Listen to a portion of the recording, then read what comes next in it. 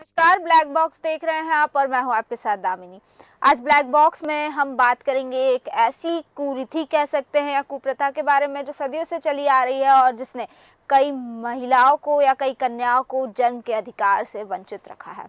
हम बात करेंगे भ्रूण हत्या के बारे में, कन्या भ्रूण हत्या के बारे में। पूरी दुनिया में महिलाओं की हत्या की जाती है, लेकिन भारत में महिलाओं की हत्या का सबसे क्रूर रूप नियमित रूप से होता है। यहाँ तक कि उन्हें जन्म लेने का भी अवसर नहीं मिलता है।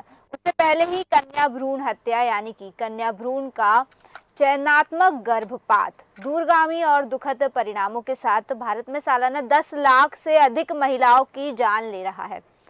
बता दें, ये कुछ क्षेत्र में महिलाओं और पुरुषों का लिंगानुपात 8000 रेशियो 1000 से भी कम हो गया है। इस संस्कृति में महिलाओं को न केवल असमानता का सामना करना पड़ता है, बल्कि उन्हें जन्म लेने के अधिकार से भी वंचित रखा जाता है। ऐसे में बड़ा सवाल उठता है कि इतने सारे परिवार चुनिंदा बेटियों का गर्भपात क्यों कराते हैं।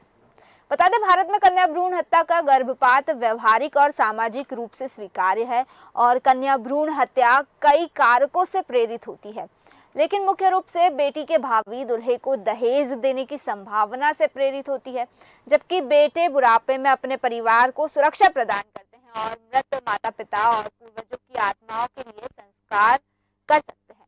वहीं बेटियों को सामाजिक और आर्थिक बोझ माना जाता है, जिसके चलते प्रभावपूर्ण लिंग जांच प्रौद्योगिकियों का दुरुपयोग किया जाता है। इन तकनीकों का दुरुपयोग कर कन्या संतानों के चयनात्मक गर्भपात की संख्या लगातार बढ़ रही है। हालांकि कानूनी तौर पर कन्या भ्रूण हत्या एक दंडनीय अपराध है और भारत में कन्या भ्रूण हत्या लंबे समय से की जा रही है। भ्रूण हत्या एक अपेक्षाकृत नई प्रथा है जो 1990 के दशक में बड़े पैमाने पर जन्म पूर्व लिंग निर्धारण में तकनीकी प्रगति के आगमन के साथ साथ उभर रही है। हालांकि भारत में गर्भपात कानूनी है, लेकिन केवल इसलिए गर्भपात करना अपराध नहीं है क्योंकि भ्रूण लड़की है और उल्लंघन करने वालों के लिए सख्त कानून और दंड भी लागू है। लेकिन इन कानूनों ने इस घृणित प्रथा के ज्वर को नहीं रोका है। आपको बता दें, एक अनुमान के अनुसार भारत में पिछले 10 सालों में करीब 1.5 करोड़ लड़कियों को जन्म से पहले ही मार डाला गया या फिर पैदाइश के 6 सालों के अंदर ही उनको मौत के मुंह में धकेल दिया गया। एक रिपोर्ट के मुताबिक 1981 में लड़कियों की संख्या 1000 लड़कों के मुकाबले में 960 थी, जो अब गिरकर 927 पर आ गई है। वहीं पंजाब और कुछ अन्य उत्तरी राज्यों में यह संख्या 780 तक गिर गई है। आपको बता दें, जन्म से पहले लड़कियों को मारने की प्रथा भारत में महिलाओं और पुरुषों के बीच भेदभाव यानी कि मां के गर्भ में बच्चे की लैंगिक जांच कराने की तकनीक आने के साथ ही आरंभ हो गई थी और इस प्रकार के परीक्षण अल्ट्रासाउंड के जरिए भी किए जा सकते हैं। और सूत्रों के मुताबिक भारत में लगभग 30,000 डॉक्टर्स दौलत की लालच में तकनीक का दुरुपयोग कर रहे हैं। ऐसे लोग कन्या भ्रूण हत्या के अपराध में न सिर्फ भागीदार बनते हैं, बल्कि बेटे की इच्छा रखने वाली माताओं को इसके लिए उकसाते भी हैं। तो बेटे की ख्वाहिश तो हमेशा से ही थी, लेकिन इन डॉक्टरों ने महिलाओं से कहा कि जब भी आपको लड़की नहीं चाहिए तो हमारे पास आ जाओ, हम गिरा देंगे। वहीं कुछ डॉक्टरों ने तो ऐसे विज्ञापन भी लगवाए जिन पर लिखा था कि आज 500 रुपये खर्च कीजिए और कल दहेज के 5 लाख रुपए बचाइए। हालांकि 8 साल पहले सरकार ने कानून पारित कर भ्रूण हत्या परीक्षण प्रतिबंध कर दिया था, लेकिन इस कानून पर अमल तब तक नहीं किया गया। आपको बता दें, अब तक इस कानून पर अमल नहीं किया गया है और देश में करीब 22,000 ऐसे क्लिनिक हैं जहां इस प्रकार के परीक्षण कराए जा सकते हैं। हमारे पास इतने साधन नहीं है कि हम इन पर निगरानी रख सके। और तो और लड़कियों को जन्म से पहले मारने की प्रथा धीरे धीरे उन जगहों पर भी प्रचलित हो रही है जो अब तक इनसे बचे हुए थे। जम्मू कश्मीर राज्य के पंजाब के साथ लगने वाले जिले पहले से ही पंजाब की राह पर निकल पड़े थे, लेकिन अब तो श्रीनगर शहर में भी स्थिति चिंताजनक हो गई है और लड़कियों के प्रति इस नकारात्मक स्वभाव के गंभीर सामाजिक और अन्य प्रभाव भी हो सकते हैं। सबसे पहले तो बार बार गर्भपात से औरतों के स्वास्थ्य पर बुरा असर पड़ता है और तो और महिलाओं की संख्या यूं ही नहीं घट रही है, तो महिलाओं के खिलाफ हिंसात्मक घटनाएं बढ़ती जाएगी। अगर उनकी संख्या घटती जाएगी तो विवाह के लिए उनका अपहरण किया जाएगा, उनकी इज्जत पर हमले होंगे, उसे जबरदस्ती एक से अधिक पुरुषों की पत्नी बनने पर भी मजबूर किया जा सकता है। वैसे तो अरब जातियों में लड़कियों को जिंदा दफन करने की प्रथा असभ्य काल से चलती है, लेकिन भारत में कन्या भ्रूण हत्या की प्रथा उन क्षेत्रों में उभरी है जहां शिक्षा, खासकर महिलाओं की शिक्षा काफी उच्च दर पर है और लोगों का आर्थिक स्तर भी अच्छा है। स्त्री जिस शिक्षा के लिए महिला आंदोलन चलाए गए, वही शिक्षा आज जहां पहुंची है वहां महिलाओं की संख्या घट रही है। लेकिन महिला शिक्षा अपने आप में महिला उत्थान का कारण नहीं बन सकती, बल्कि ये शिक्षा के उत्तम स्तर पर निर्भर करता है। तो ऐसे में महिलाओं के खिलाफ नकारात्मक रुझान को खत्म करने के लिए उन्हें आर्थिक रूप से आत्मनिर्भर बनाना जरूरी है। वहीं सूत्रों का कहना है कि जहां जहां पर महिलाओं की श्रम में भागीदारी अधिक है, यहाँ पर समस्याएं कम है। लड़कियों को अवांछित बनाने वाले सामाजिक परिवेश को ही हमें बदलना होगा और स्त्रियों को श्रम भागीदारी ही देना सिर्फ काफ़ी नहीं है, बल्कि उनके कार्य करने के स्थान पर उनकी भौतिक सुरक्षा का इंतजाम भी करना होगा, क्योंकि कानून और व्यवस्था की बिगड़ती स्थिति का प्रभाव सबसे अधिक कमज़ोर वर्ग पर ही पड़ता है। वहीं लड़कियों की संख्या तेज़ी से घटने का एक खास कारण ये भी माना जाता है कि भारत सरकार के जनसंख्या नियंत्रण अभियान में खामी आ रही है और इससे अब ज़बरदस्ती का पहलू भी शामिल किया गया है।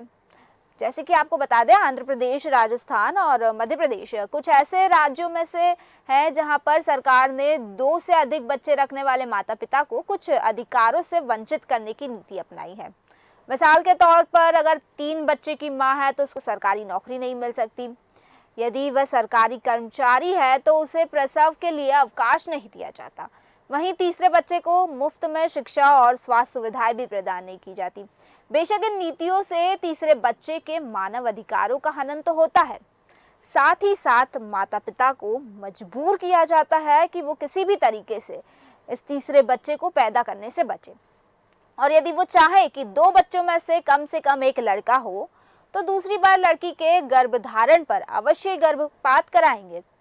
आपको बता दें, केंद्र सरकार और राज्य सरकारों ने अब तक महिलाओं के विकास के लिए किसी खास योजना की घोषणा तो नहीं की है, लेकिन महिला उत्थान के लिए काम करने वाले संगठनों की ओर से सरकार पर दबाव लगातार बढ़ रहा है, जिसका कुछ ठोस नतीजा निकालने की उम्मीद भी की जा सकती है। वैसे तो महिलाओं और बच्चियों का सम्मान करना हमारी संस्कृति का अभिन्न हिस्सा है और कन्या भ्रूण हत्या करने वाले लोगों के विरुद्ध सरकार ने कठोर नियम भी बनाए हैं। इन नियमों का पालन करना सबकी जवाबदारी है और बच्चियों के पैदा होने से पहले ही उनकी हत्या करने जैसे अपराध को अंजाम देने वालों के खिलाफ कठोर कार्रवाई भी होनी चाहिए। वहीं पीसी और पीएनडीटी एक्ट भी बनाया गया है इसके खिलाफ, जिसको दृढ़ता से लागू करना चाहिए। इसके लिए पहल आरंभ करनी चाहिए और अल्ट्रासाउंड केंद्रों का भी निरीक्षण करने से संबंधित कानून और जानकारियां दी गई है इस एक्ट में। वहीं महिलाओं को समाज में आर्थिक, सामाजिक और अन्य क्षेत्रों में अगर बराबरी की भागीदारी दे तो सबको सकारात्मक सोच के साथ कार्य करने की आवश्यकता है।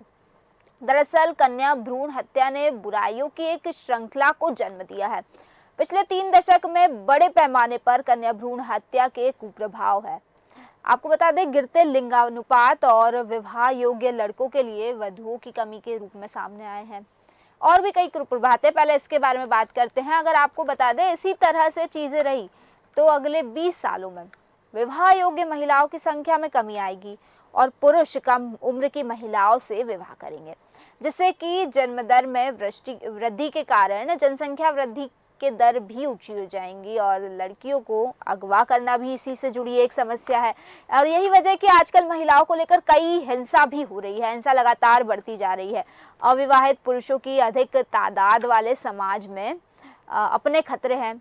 आपको बता दें, यौन कर्मी के तौर पर अधिक महिलाओं का शोषण होने की संभावना है। वहीं यौन शोषण से बलात्कार इसके स्वाभाविक परिणाम है। आपको बता दें, पिछले कुछ सालों में यौन अपराधों का तेजी से बढ़ता ग्राफ असमान लिंगानुपात के परिणामों से जुड़ा है।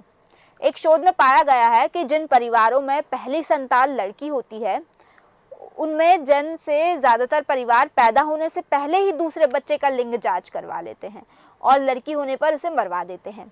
लेकिन अगर पहली संतान बेटा है तो दूसरी संतान के लिए लिंगानुपात में गिरावट नहीं देखी गई। तो यहाँ ये देखा जा सकता है कि समय के साथ बेटे की चाहत कम नहीं हुई है, लेकिन छोटे परिवारों का चलन तेजी से बढ़ा है। इसलिए पहले बेटी होने पर दूसरे बच्चे की लिंग जांच करवाकर परिवार ये सुनिश्चित करना चाहते हैं कि उनका एक बेटा तो जरूर हो। और शोध में माओ की शिक्षा दर और परिवार के आर्थिक स्तर की जानकारी का भी अध्ययन किया गया, जिसके मुताबिक शिक्षित और समृद्ध परिवारों के लड़कों के मुकाबले लड़कियों के अनुपात में ज्यादा गिरावट देखी गई है।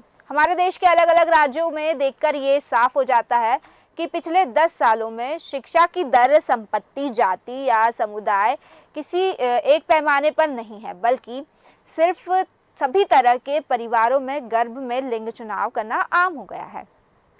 और भारत सरकार ने 17 साल पहले ही एक कानून पारित किया था, जिसके मुताबिक पैदा होने से पहले बच्चे का लिंग मालूम करना गैर कानूनी है, लेकिन इस कानून को लागू करना बेहद मुश्किल है।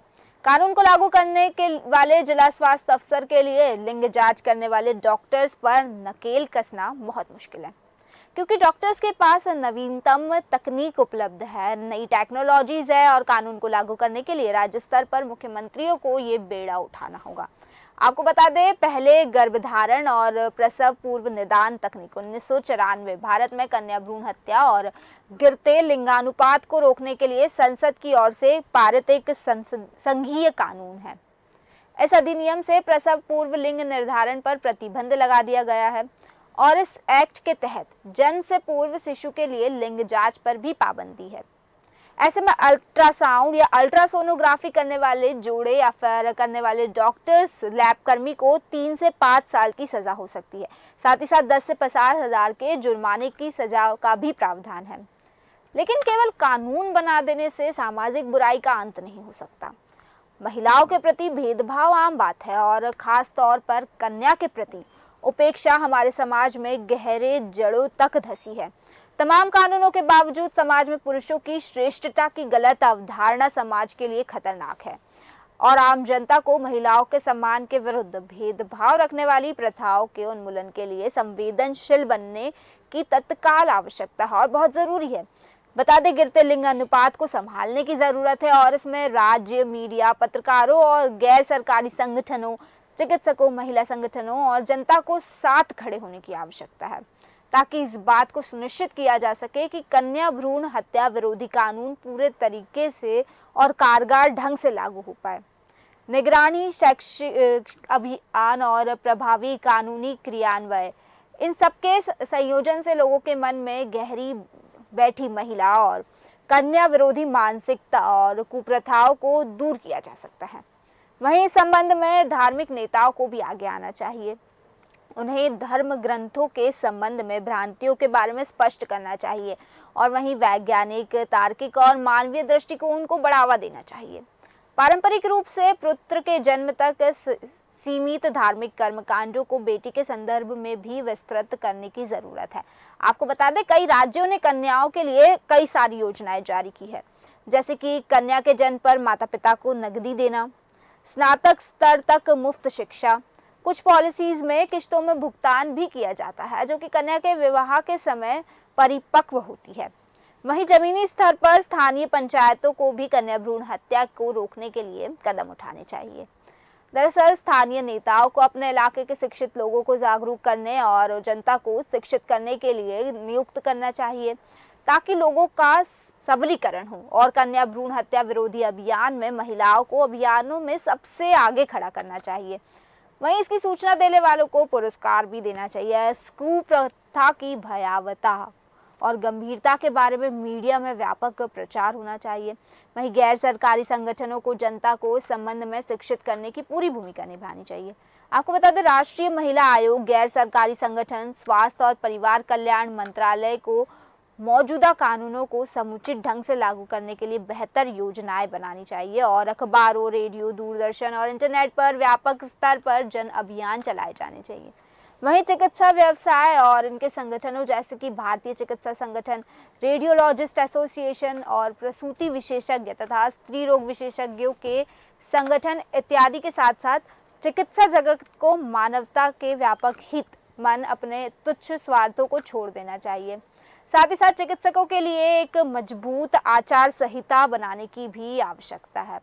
तो भारतीय चिकित्सा परिषद अधिनियम 1956, चिकित्सक परिषद की नैतिक आचार संहिता 1970 वर्तमान कानून के साथ साथ सामंजस्य स्थापित करते हुए संबोधित किया जाना चाहिए। और सबसे बड़ी बात तो महिलाएं जो कि जननी है, उन्हें बेटा पैदा करने की जो थोपी हुई जिम्मेदारी है उससे स्वयं को मुक्त करना होगा।